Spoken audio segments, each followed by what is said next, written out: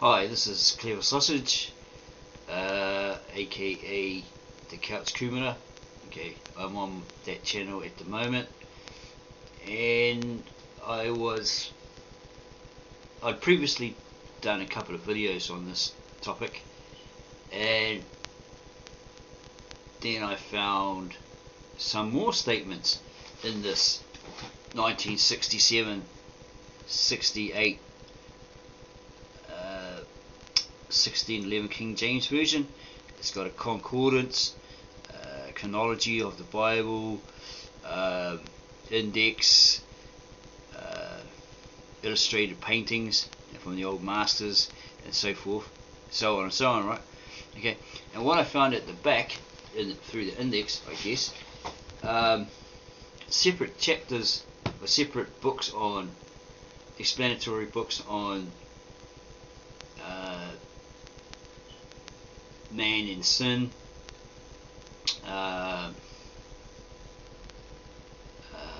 grace, and so forth and so forth. Right? Okay, I just found one in particular today, right? Just by chance. On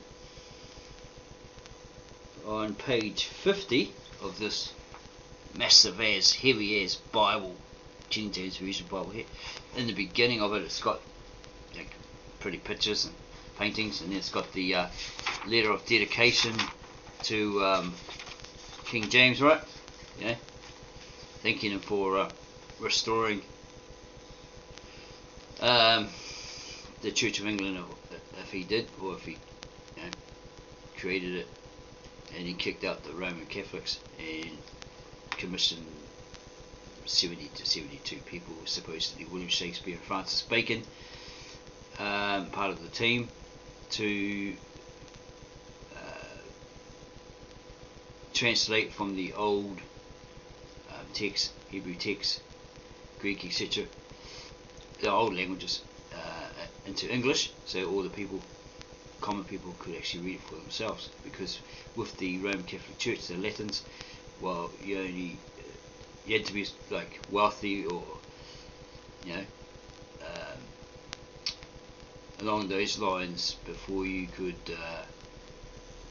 actually like learn to read and write Latin and translate it right, such as Luther, the German monk.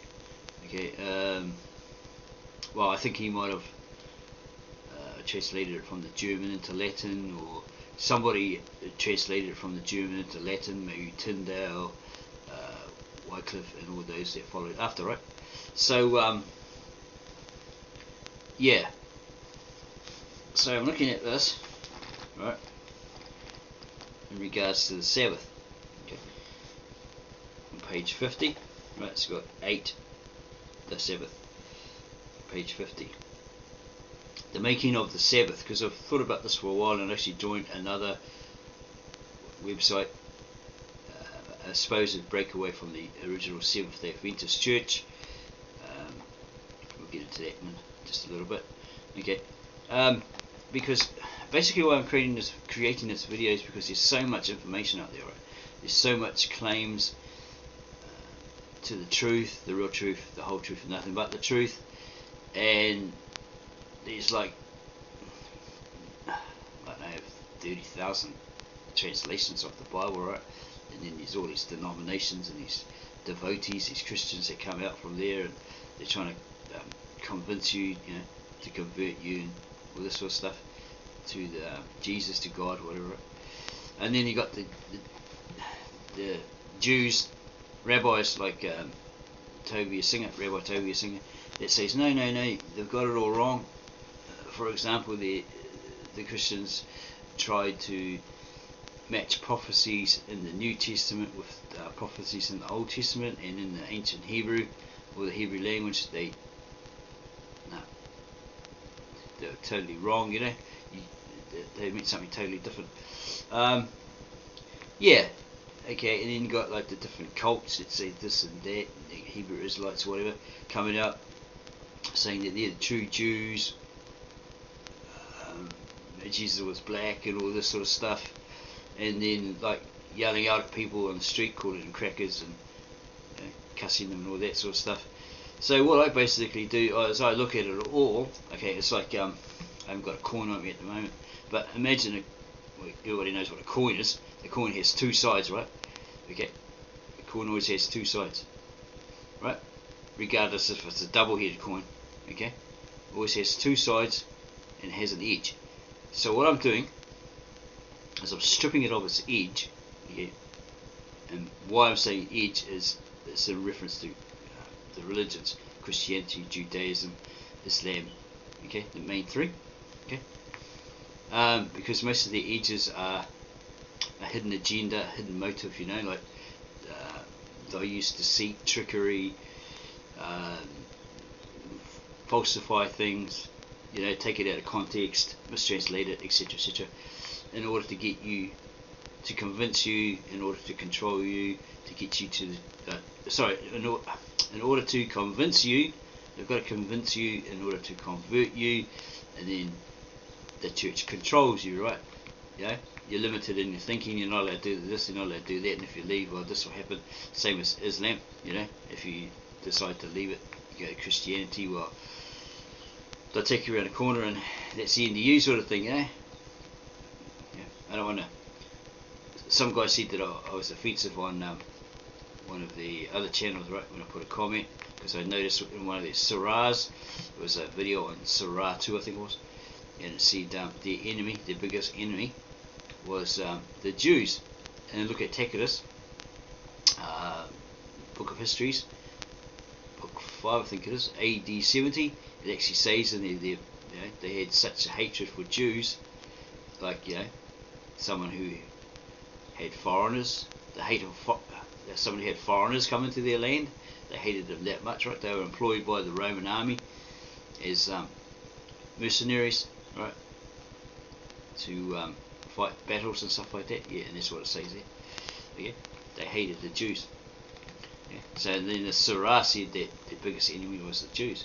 Yet, if you go look at Roy Casagrande's video, The Rise of Islam, it tells a different story through Omar, you know, about Omar taking Jerusalem up against the Romans, actually, like, you know, telling his people who were dying to, you know, for payback, kill them all, because of 100 years or so of mass murder of their people, you know, raping and pillaging and all that sort of stuff.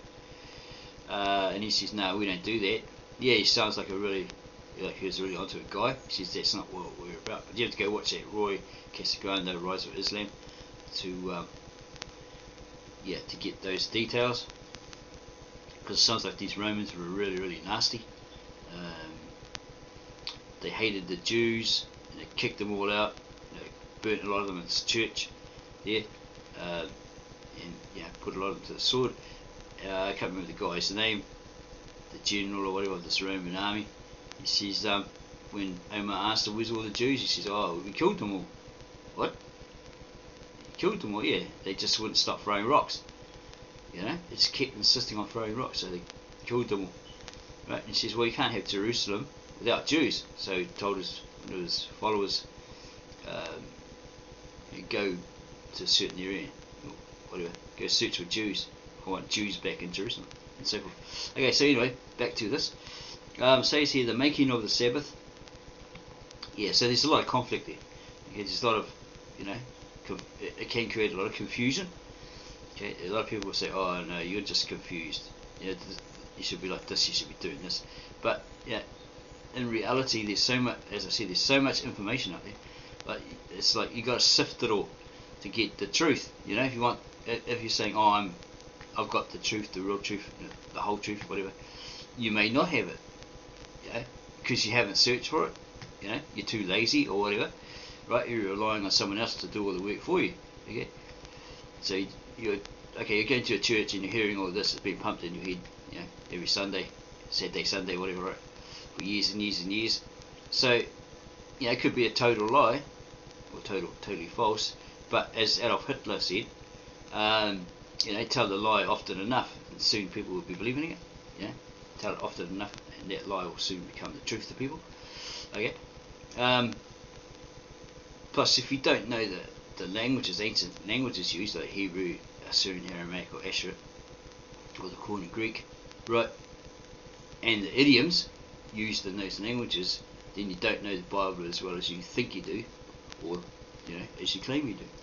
So basically, with my channel, right, that's what I'm doing. I'm like wading through all the muck, to find the gold.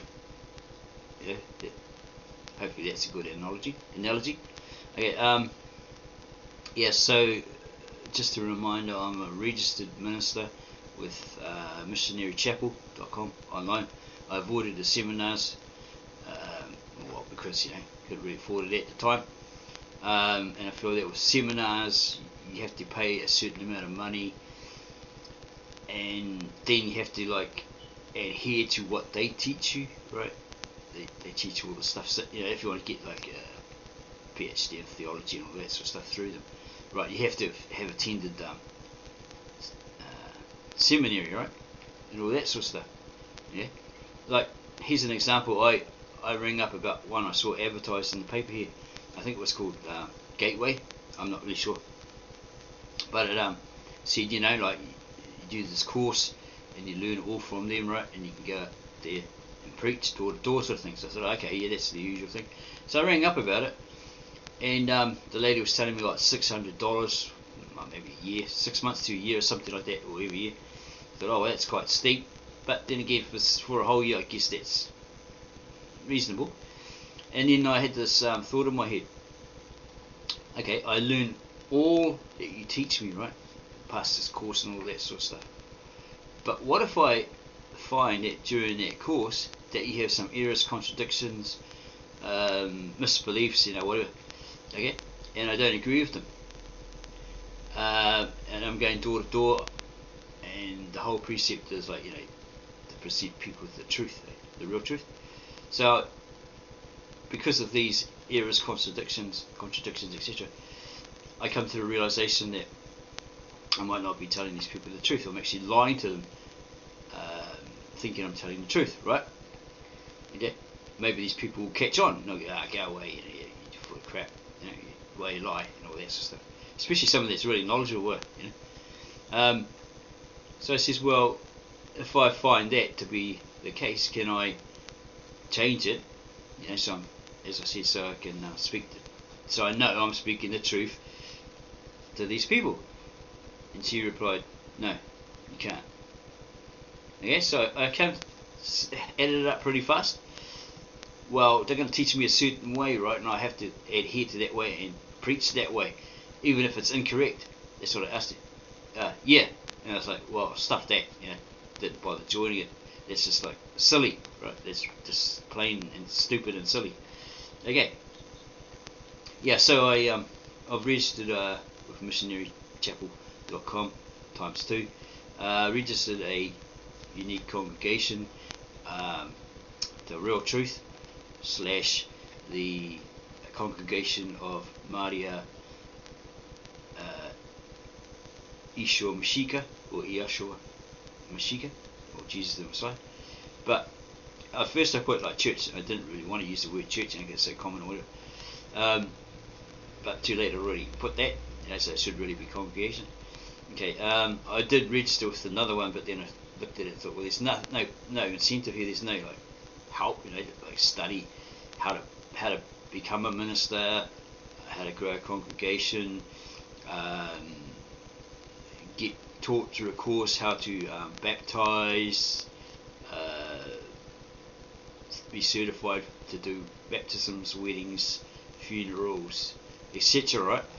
It was just to me, it was just a joke. You just get the $6 certificate, which I could have got someone to make for me, and then, laminated and all that sort of stuff, and made out that I was this big time minister, right?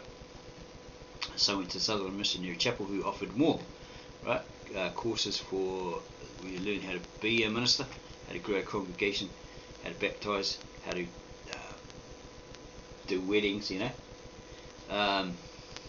so forth. I don't think they teach you exorcisms. So yeah, okay, I think that's basically the Roman Catholic ideal, isn't it? And they should be doing that according to them, right? Yeah. So I went into their database. I got registered and was in their database, right? Database at the moment. Okay, and then you can like maybe earn your way, or maybe work your way to get those proper certifications, right? Might be the option where you can buy one, you know, because it comes up automatically, apparently, you know, that you're registered as proof, basically. So you can pay so much money to get that. I'd rather work for it, but yeah, there's an option there. And I was thinking, well, I don't really want to call myself the common title, you know, pastor, reverend, bishop, all that sort of stuff, okay? Because I felt that, like, what I discovered, the ancient Aramaic original manuscripts in Asherit, right, the Old Testament, in the old scribal tongue, Lishan Attica, and the New Testament, right, from the Galilean Aramaic into English by a native-born Mesopotamian that speaks Aramaic, right, Victor N. Alexander, and then later on Christian Jew or Messianic Jew Andrew Gabriel Roth, who also claims that he got hold of the original Eastern Syriac Peshitta and translated that into English, bypassing the Latin Vulgate, the Greek versions, you know, all that sort of stuff, and the Western Peshitta. Whereas Victor N. Alexander was saying similar, like, you know, he translated, you know, the old scribal language, Lishan Attica, or manuscripts into English, right? Again, bypassing the Latin Vulgate, the Greek original, Septuagint, and all that, right? Anyway, yeah, so that's just a bit of information there. Okay, that's what I've done. But at the moment, like I said, I'm looking at two sides of the coin. So basically, one side is the Christian religious perspective of it, right? What's written in the Bible, what's been said, what's been preached, you know, what's claimed as fact, the truth, the real truth, and the whole truth, you know, nothing but the truth. Okay, so I'm like digging through all that, right, sifting it all, and coming to the established facts, the irrefutable evidence, the proofs, you know, okay, and also relating a lot of it to my experiences. Yeah. Well, yeah, that's right, a lot of it to my experiences over the years. But I've done the personal research, done the hours, you know, years doing this, right? So I feel that I've got a lot of knowledge, you know, I know what I'm talking about. But still, it's a learning process, so I'm not going to say, well, I know it all, you know, because that's just like total bull, right? You never really know it all. Okay, so you can't claim that you are a know-it-all, you know, make out you're a know-it-all. Anyway, yeah, what else? Okay, yeah, so I've got this website here, this channel here, with all these different videos, you know, of what I've come across. Okay, so I'm going to get back to this because I've drifted, but I needed to explain it, right? Okay, making of the Sabbath. A Sabbath of rest is one of God's greatest gifts to mankind. Most Christians agree that the observance of a Sabbath is an essential part of the worship of God. Much was involved in the making of the Sabbath. Who made the Sabbath? It was Jesus Christ. Read John 1, 1-3, 10, 14. Note, it is evident according to Hebrews 1, 1-2 that God created the world through Christ. Since Christ was the active agent, he made the Sabbath. 2. When was the Sabbath made? At the time of creation. Read Genesis 2, 1-3 and Exodus 20, 8-11. Okay, so I can't. Okay, I have the original Aramaic manuscripts translated into English here by Victor N. Alexander, the Aramaic New Testament, or the Disciples' New Testament. So I can present you with whatever I can through these texts, these scriptures into English, right? But I can't show you his version of his website because it was down. www.va.com. It's been down for a while, for years. He's disappeared. Maybe he's in hospital. He's pretty old, so he might have some cognitive problems due to his meds. stuff like that. That's what I found on a blog site. That's what they're saying. I tried to contact him, but he doesn't email me back. Yeah, so I can't go to that website and show you exactly what he translated into English and what he said, like the theory of the Aborigines. So it's all up here, and I try to record it as best as I can. A lot of people say, "Oh no, you're full of crap. You know, it's all rubbish." I said, "How do you know when you've never read it? You've never been to a site and seen it. You know, you're making a rash assumption or judgment, but before you even seen it. Yeah, because they've got an agenda. You know, they've got a fixed mind. It's like their mind is in concrete, set in concrete, right? And they'll never change from that, right? Even if you showed them the truth, they'll be very hardened. You know, they don't want to know about it, because what they're doing is they're pushing what they believe, their opinion, their view, and that's it. They don't give a stuff about anyone else. Like a guy gave me crap in a comment on my other YouTube channel, and he says, "Oh, I don't care what," because I think it's Rabbi Toby Singer. He said that Paul in the New Testament was supposedly a Pharisee. He says, "Well, he can't be a Pharisee, a true Pharisee, because they booed him out of the synagogues and banned him from it, right? Because he refused to follow the Torah, right? The book of the instruction, the book of the law, as a good Jew should, right? So apparently he went to the non-Jews, the Goyim, the Romans, right, with his theology, his theories, right, and preached to them and all that sort of stuff, and they ended up like cutting his head off, whatever like that. So this guy says, "Oh no, I don't. It's rubbish. I don't believe in, what. I don't care. I don't listen to what rabbis say.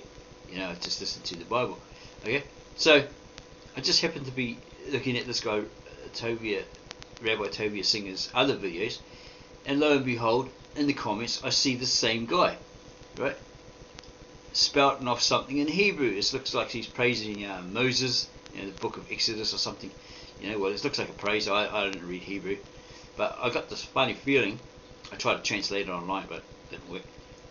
Maybe it went to the wrong place. But that's basically, he was like, he put a comment in Hebrew, okay, in the Hebrew script. It's like, what the hell? This guy's a hypocrite. I'm pretty sure he was praising what this Tovia Singer was saying about Moses, right? Yeah, so the guy's a hypocrite. But yeah, that's how some people are. Even Tovia Singer was saying, the real Christians, supposed real Christians, when he was a kid, they just like beat him up because he wore the little hat on top there, right? As you see in his videos, he spat on him, called him names, all this sort of stuff. And he said they were supposed to be real Christians. They really hated us. You couldn't go in the schoolyard wearing that little cap, Jewish cap, right? They'd ridicule you, they'd beat you up, they'd spit on you. Yeah, those are real Christians. So yeah, that's what I'm exposing in these so-called real Christians that say this stuff, right? They preach all this Jesus stuff, but then they want to spit on you, tell lies about you. They give you rash assumptions about you, like you were once intimate, like they're a neighbour or something like that, or your best friend. They've never met you. And then they give you all these quotes, half the Bible, and you say, what does that mean? Most of them don't know. They just like to quote 100 verses, and they give you crap for ages because they're trying to establish their perspective, their opinion, their view, and their belief system, right? But they're usually on both sides of the fence, right? 1 foot in the world, 1 foot in their religion, sort of thing, right? Lukewarmness. Anyway. So basically, like I said, that's what my channel's about, is exposing, because I've experienced what these people are like. I've listened to debates and stuff like that, talked on social chat and commented on YouTube, and I just get crap. I can present the sources, the links to the sources, to the evidence of top theologians, right? They're experts, known in their field, respected, highly respected, from say 50s, 60s to present day, and they'd say, "Oh, he talks a lot of rubbish." They always try to debunk it, It's like, well, okay, so you're basically saying that you know more than this guy who's a respected expert, He's got the PhDs, you know, times 2, times 3. He's got the name, letters after his name. You know more than him, and they're basically saying, yeah, you know. Some are like, oh, you're atheists and whatever, trolls. They're deliberately trying to bait you. They'll repeat the same question over and over again because they're trying to get in your head, trying to crush you. You know, they've got the same sort of agenda. You know, like, you know, that's it. You know. Okay. Yeah. Anyway, I've got to get back to this because I wandered off. But hopefully that explains a bit about me and what I'm up to, right? Okay, where were we? Okay, how was the Sabbath made? Thus the heavens and the earth were finished, and all the host of them. And on the seventh day God ended his work which he had made, and he rested on the seventh day from all his work which he had made. And God blessed the seventh day and sanctified it, because that in it he had rested from all his work which God created and made. Genesis 2:1-3. Okay, I'm going to end this video here. I haven't really touched on it yet, but there's something, you know, I want to keep it like 15 minutes so you don't fall asleep. You know, 2 or 3 hour, 4 hour long video. Yeah, you'd be lucky to get someone to watch it for 30 seconds because you know, human focus is always off. You know what I mean? They have a lack of focus, attention skills, right? Okay, so I'm going to end it there, and then I'm going to do the next video going deeper into that, because there's something I want to reveal to you that you may not be aware of. It'll probably blow your mind. Yeah, so we'll catch you then, eh?